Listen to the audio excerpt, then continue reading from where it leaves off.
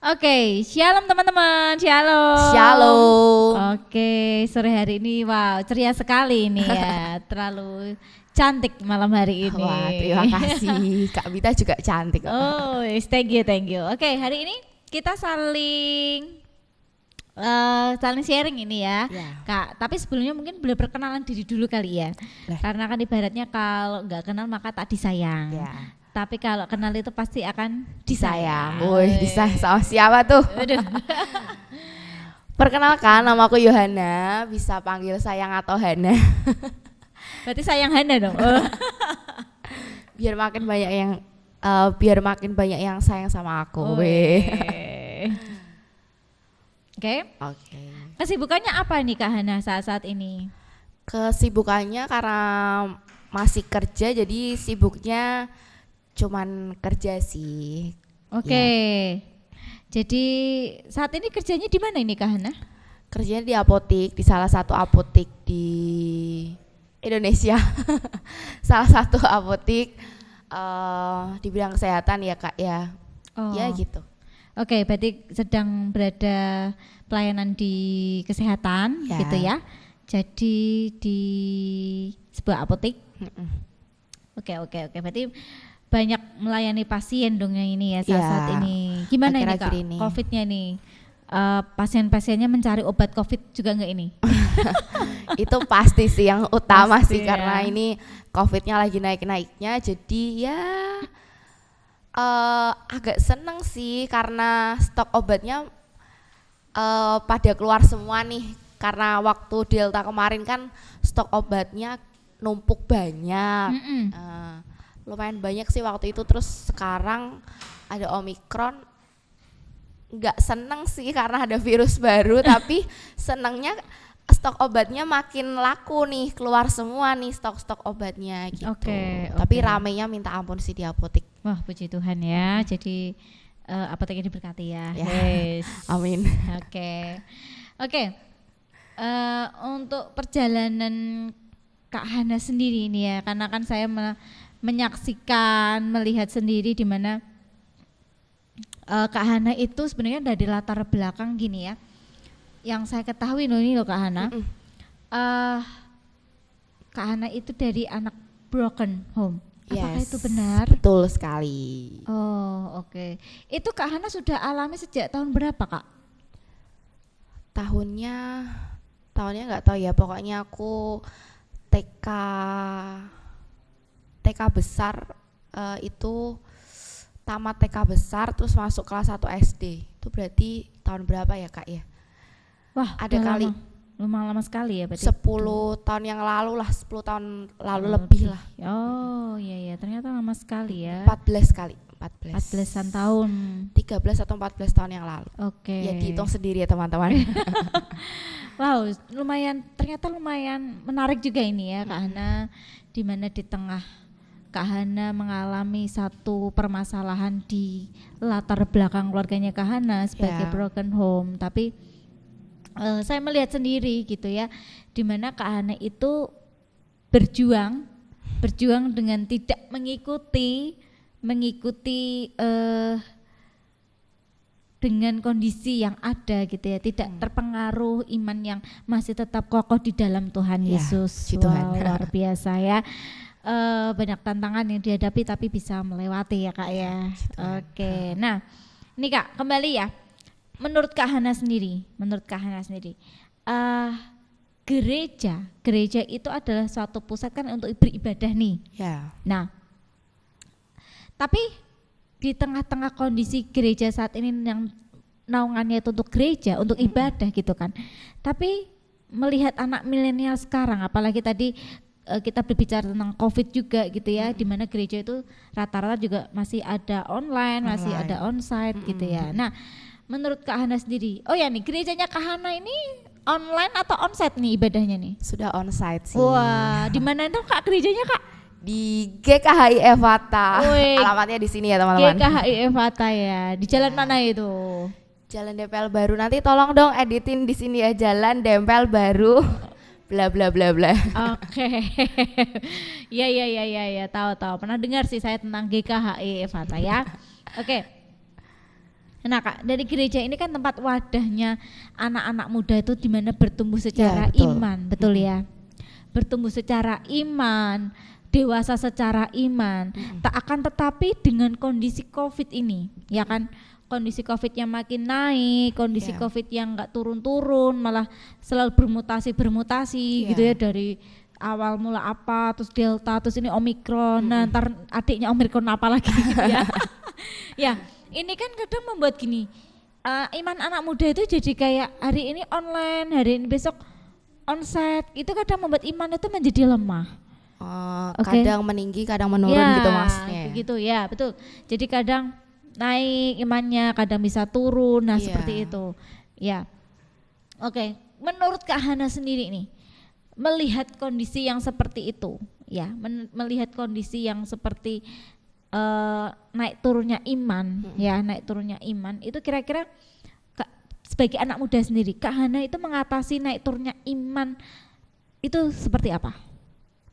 Kalau anak muda tuh lebih ke malas ya, maksudnya Ya. menurunnya imannya mereka itu karena malas, karena aduh. Nggak ada alasan lain, Udah. cuman hanya kata malas gitu Iya biasanya sih, ya. lebih tepatnya lebih ke pribadinya dia masing-masing kan. Kalau anak muda tuh udah ngerti gitu loh, mana yang baik, mana yang Nggak baik. buruk, Iya. mana yang harus diikuti, mana yang harus ditinggalkan, Iya. kan seperti itu. Pemikirannya pasti udah terbuka dong kalau anak muda ya Oke. kan. Apalagi anak milenial zaman sekarang Iya. gitu. Itu kan dari pribadinya dia masing-masing. Kalau dia mau meninggalkan rasa malas itu, misal aja lah contohnya hari Sabtu nih. Hari Sabtu yang sering terjadi itu kan, kalau anak muda itu kan pasti kumpulannya tiap hari Sabtu di gereja. Ya. Dan ada kumpulan lagi di luar gereja. Contohnya di gereja ada ibadah, di hari Sabtu juga ada kumpulan bareng teman-teman.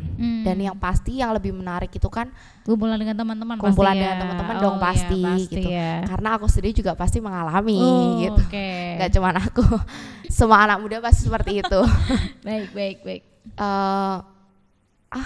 Itu aja deh, karena cuman sebulan sekali sama teman-teman, udah deh pergi aja deh sama teman-teman daripada ke gereja. Ke gereja pulangnya malam, kumpul sama teman-teman pulangnya juga malam, tapi lebih seru sama teman-teman, jadi Ya. lebih memilih sama teman-teman. Kan itu kan ibadah ya. ya itu kan pribadinya dia sendiri dong, yang Ya. harus bijak untuk memilih gitu. Ya. Mana yang harus dia ikutin. Kalau dia mau mengikuti dirinya dia yang baik, dia datang dong ke gereja gitu, ibadah gitu. Kalau dia memang sungguh-sungguh nih, sungguh-sungguh pasti dia nggak ngelihat yang datang cuman sedikit, yang datang paling 2 atau 3 orang. Kalau kayaknya sih kalau orang nggak males sih dia nggak akan berpikir seperti itu. Yang penting aku berangkat gereja gitu, aku mau ibadah, aku mau ketemu sama Tuhan gitu Kak. Berarti Kak Hana ini tipe yang tidak terpengaruh ya. Jadi terpengaruh dalam arti gini, ya memang terpengaruh dari teman-teman tadi ada gitu ya. Terpengaruh pergi temen gitu. Tapi kan tetap dalam arti gini, mengatasi iman kerohaniannya Kak Hana sendiri itu tuh tetap gimana, ibadah, tetap Kak Hana jalankan kan itu. Iya, tapi karena berhubung sekarang itu sambil kerja ya, jadi kan waktunya tuh kadang nggak, kalau aku pribadi kadang nggak sinkron nih, hari Sabtunya tuh kadang kerja, kadang bisa datang ke gereja gitu. Jadi karena kondisi jadwal juga ya, yang nggak bisa ditukar gitu tapi ya. mungkin kalau teman-teman yang lain, teman-teman yang ada di rumah nih, mungkin kalau hari Sabtunya nggak ada kegiatan, ya nggak hari Sabtu doang sih, mungkin hari Minggu juga. Kalau ada persekutuan atau ibadah anak muda atau kumpulan di gereja, lebih baik sih ya hati kalian sih yang bisa memilih gitu, mau datang ke gereja atau enggak gitu. Oke, jadi lebih ke bagaimana sebenarnya Kak Ana juga mengatasi hal itu gitu ya, mengatasi jadwal, mengatasi bagaimana Kak Hana juga bisa sebagai anak muda itu memberi pengaruh ya, memberi pengaruh. Nah, kata pengaruh nih Kak. Kata pengaruh di sini kan namanya pengaruh itu kan kita memberi dampak. Yes, ya kan. Kita memberi dampak. Pengalaman apa sih yang mungkin Kak Hana pernah lakukan gitu sebagai anak muda, mungkin melalui keluarga atau mungkin melalui teman Kak Hana sendiri memberi dampak bagaimana supaya iman rohani bagi teman-teman Kak Hana atau saudaranya Kak Hana itu tuh bisa bertumbuh gitu loh. Dampak apa yang Kak Hana lakukan momen itu? Aku sharing yang akhir-akhir ini aja kali ya Kak ya. Oke, sharingin boleh. Karena kalau akhir-akhir ini kan lebih banyaknya ketemu sama keluarga nih daripada sama teman-teman. Yes, karena lebih banyak di rumah. Lingkungan keluarga kan. Yes, ya. Karena kalau teman-teman juga udah nggak sekolah sekarang, maksudnya aku udah lulus nih dari sekolah, benar. Otomatis sudah nggak ketemu banyak teman-teman lagi. Yeah. Karena ketemunya cuman ya keluarga gitu. Yeah. Kalau akhir-akhir ini sih aku ini memotivasi keluarga aku sendiri gitu. Ada salah satu saudaraku yang dia itu ya lagi down lah gitu, down di kehidupannya dia gitu. Kalau karena aku sebagai apa ya yang bisa memberitahu dia gitu, jadi aku yang memberitahu dia gitu. Waktu itu sih aku ajak dia untuk kayak heart to heart, hati ke hati gitu. Ya. Ditanya dulu gitu, kenapa kok kamu sekarang seperti ini? Kira-kira pengaruhnya apa sih kok kamu sekarang bisa jadi seperti ini gitu.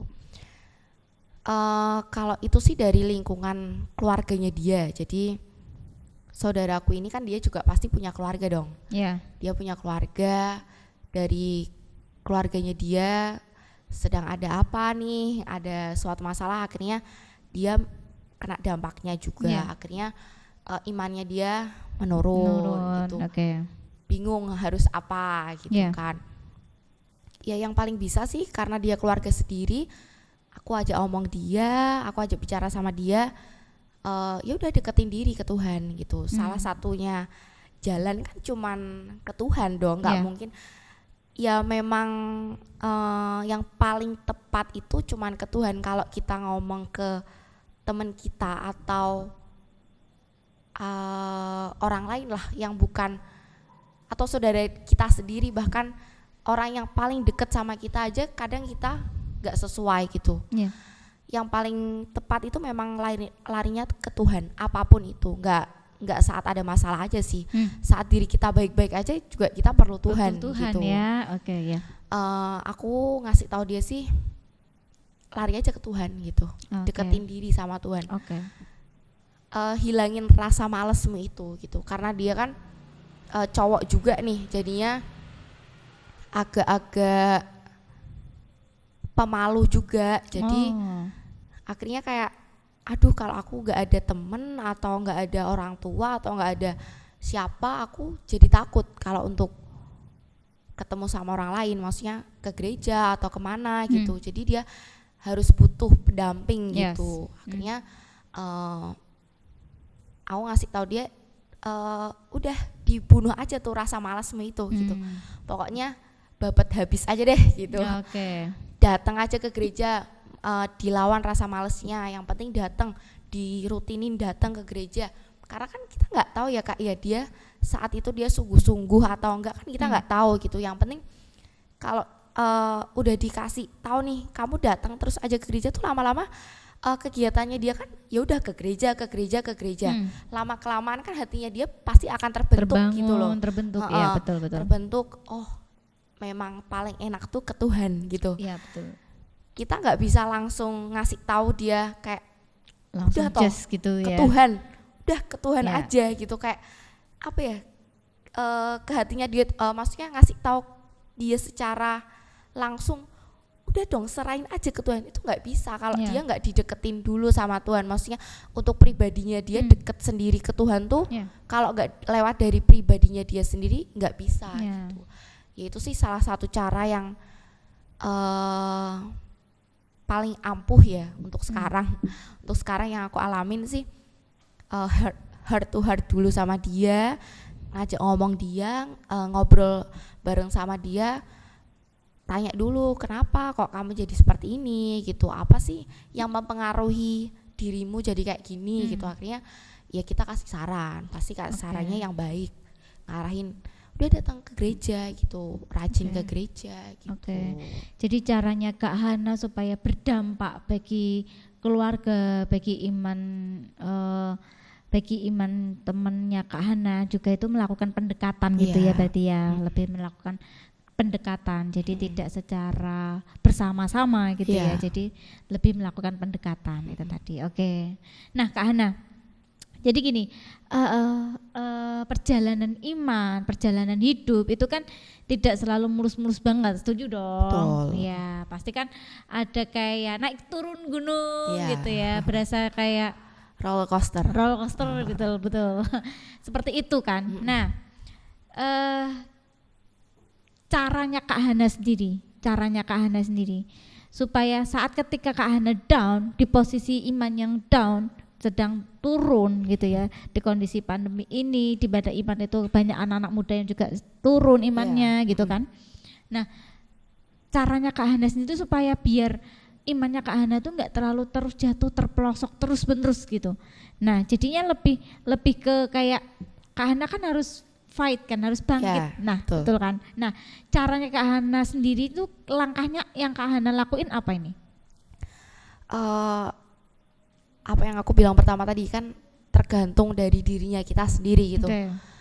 Kalau puji Tuhannya sih, walaupun aku dari keluarga broken home nih Kak, dari kecil itu udah ditanamin banget nih sama orang tua untuk rajin ke gereja. Salah satunya sekolah minggu kan.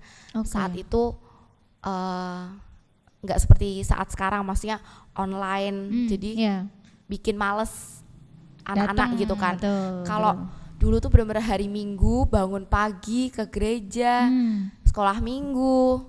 Kalau dulu sekolah minggu di GKHI Fata kan zamanku ya itu kan habis ibadah umum baru sekolah minggu, jadi satu hari tuh bisa di gereja gitu. Jadi tiap harinya ya kegiatannya minggu tuh ke gereja gitu, nggak ada tuh ke tempat rekreasi atau gimana. Itu kan pasti banyak ya teman-teman yang lain kan hari Minggu kumpul bareng keluarganya, jalan-jalan ke kebun gitu binatang atau kemana. Zaman aku kecil kan kayak gitu ya Kak. Tapi karena dari kecil udah ditanemin sama orang tua untuk hari Minggu bangun pagi ke gereja, pulang siang, udah gitu. Itu yang ditanemin sama orang tua dari kecil, jadi sampai sekarang itu kalau nggak ke gereja tuh rasanya ada yang kurang gitu. Ada yang kurang, ada yang aneh gitu ya, ada yang aneh, rasanya jadi ya. Ada kayak ya kurang aja gitu. Ada yang kalau gimana gitu. Walaupun memang kadang agak males ya nih bangun pagi nih. Sabtunya habis kerja pulang malam, minggunya harus bangun pagi, harus ke gereja gitu kan.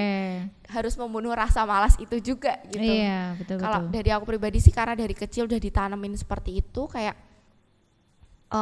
kalau lagi down sih memang apa ya, sulit sih untuk membangunkan mood lagi untuk apa ya, biar nggak down. Tapi itu sih kalau dari aku sih kesadaran pribadi masing-masing.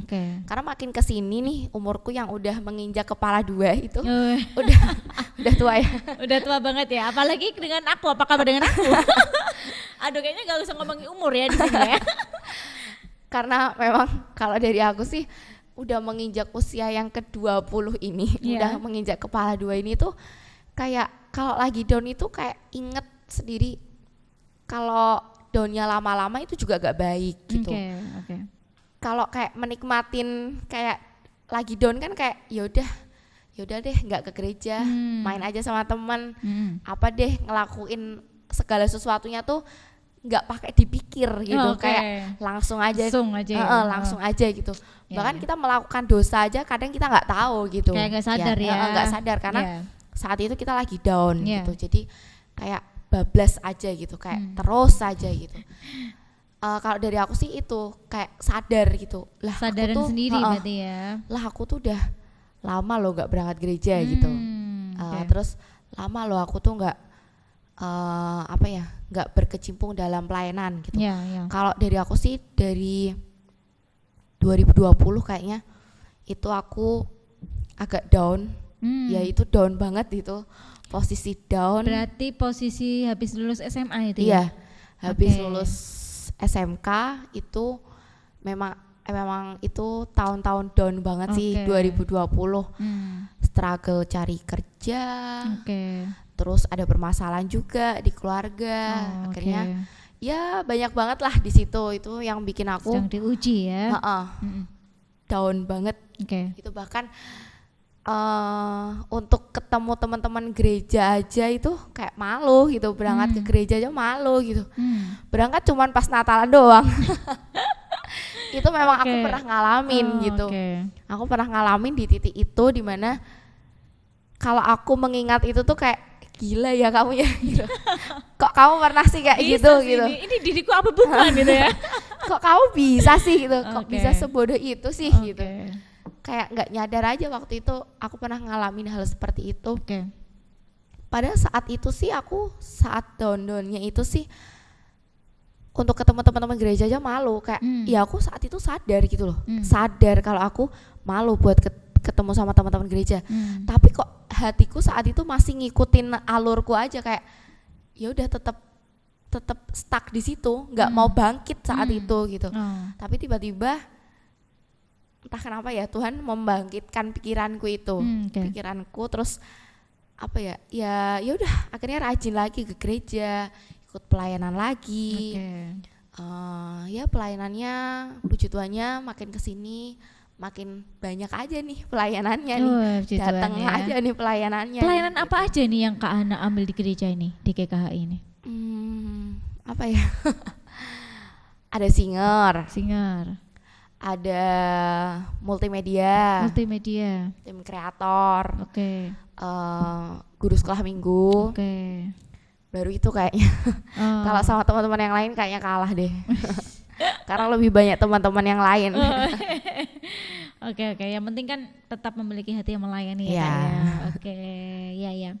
Oke, nah pasti ada satu titik gini dong, Kak Hana pasti pengen lihat sesuatu figur gitu ya, figur atau semacam contoh seseorang. Ih, dia ini kok panutan banget nih, ini imannya kok luar biasa banget nih ya. Pasti kan ada dong seperti itu. Pernah nggak sosok siapa sih yang menjadi figur iman dari Kak Hana sendiri? Ya, kalau Tuhan itu pasti ya, itu pasti Ya, nomor itu satu, pasti. itu pasti. Cuman kan Tuhan kan yang nggak bisa kita lihat secara mata jasmani kita nih. Iya. Nah, otomatis kan kita butuh sosok pribadi orang yang kita lihat, yang bisa jadi berkat berdirinya kita, yang bisa kita jadiin role model mungkin Iya, iya. role figurnya. Nah, kira-kira siapa ini? Kalau dari Kak Hana sendiri? Sejujurnya sih Ataukah artis ataukah teman-teman siapa? kalau untuk kayak satu orang jadi role model dalam hidupku tuh nggak ada, Kak. Jadi ini ada cerita lucu nih. Oh, apa itu? Jadi apa? waktu kecil itu kan waktu SD nih ada kayak boy band, girl band. Oke. Waktu SD itu kan Oh. ada kan. Iya. Aku mengidolakan salah satu dari mereka. Oh. Nah, waktu itu orang tua aku tuh bilang, kita tuh nggak boleh suka sama apa ya, mengidolakan seseorang tuh nggak boleh yang sampai berlebihan gitu. Nggak tahu kenapa saat orang tua aku bilang seperti itu, maksudnya tuh karena aku mengidolakan orang ini nih. Waktu itu kan ada, waktu SD itu boy band, girl band, kayak apalah banyak itu waktu itu zaman-zamanku itu. Udah banyak ya, ada Aku kayak Cherry beberapa. Bell atau Oh. JKT48 kayak gitu. Oke. Terus Cowboy Junior, nah kayak gitulah. Zaman jadul banget nih. Ya, oke. Itu tuh aku mengidolakan salah satu dari mereka. Dan aku tuh waktu mereka buat film, aku tuh pengen nonton banget tuh di bioskop gitu, karena ada filmnya di bioskop. Nah itu tuh aku selalu bilangnya ke ibu kan, karena saat itu kan aku sudah orang tua udah bercerai nih. Aku cuman punya ibu saat itu, masih punya ayah, cuman yang ada di setiap hariku kan cuman ibu. Iya, Nah iya. aku bilang sama ibu tuh bilang yang kayak gitu tadi, kita tuh nggak boleh mengidolakan orang terlalu berlebihan gitu. Maksudnya apa ya, nggak baik gitulah. Yang kita idolakan tuh harusnya cuma Tuhan gitu. Karena Tuhan tuh yang menciptakan segalanya gitu. Itu kata-kata orang tua yang sampai sekarang aku ingat. Jadi aku sampai sekarang itu nggak punya apa ya, orang yang tak gemarin banget, yang ku gemari banget tuh nggak ada. Kayak misalnya aku ada satu artis nih yang aku senang banget tuh nggak ada. Sampai sekarang tuh nggak ada. Jadi kalau ditanya kira-kira ada role model nggak dalam hidupmu? Nggak ada. Sama sekali. Nggak ada. Satu pun nggak ada. Nggak ada, karena dari kata-kata orang tua itu yang sampai sekarang bikin aku kayak aku nggak mengidolakan siapa-siapa. Ya paling aku cuman seneng kalau ngelihat kontennya dia atau ngelihat profilnya dia di Instagram kayak gitu. Kalau untuk menyontoh orang itu nggak ada sih gitu. Ya nggak tahu kenapa. Mungkin karena dari perkataan orang tua itu jadi kebawa sampai sekarang gitu. Iya, oke. Berarti nggak ada ya role model yang dijadiin panutan, contoh gitu. Nggak ada. Tapi kalau kayak motivasi sih kayak apa ya? Kita kan main sosmed tiap hari dong. Yes. Itu kan pasti ada nge-follow yang kayak motivasi gitu. Mungkin di situ kan pasti ada kayak ini yang nge-motivasi aku, kayak dia lagi bicarain apa atau salah satu pembicara yang ada video di Instagramnya gitu yang lewat di beranda Instagramku. Jadi kayak ya seneng aja sih kalau ngelihat konten-kontennya dia gitu. Tapi nggak sampai yang kayak aku senang banget nih sama dia gitu sampai menjadikan dia role modelku tuh nggak ada. Gitu. Oke. Jadi nggak ada ya satupun ya. Oke. Nah, Kak Hana mungkin bisa diberikan pesan ya, kesan dan pesannya bagi terkhusus teman-teman yang di rumah yang mendengarkan saat ini gitu ya, supaya di mana imannya mereka bertumbuh, di mana mereka bisa masuk ke pelayanan seperti itu. Mungkin ada 1 atau 2 pesan untuk teman-teman yang sedang mendengarkan saat ini. Pesannya lebih ke semangat untuk hidup ya, maksudnya apa ya, jangan sampai iman kita tuh males gitu ya Kak, maksudnya gitu ya.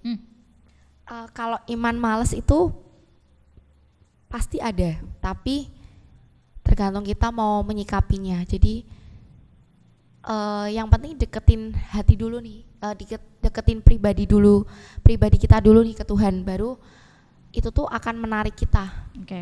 Sama kalau bisa nih kita cepet sadarnya gitu, kalau kita kayak sebenarnya tuh orang itu sadar itu cepet Kak. Kayak dia tahu nih dirinya dia males, dia tahu tapi dia nggak mau berubah.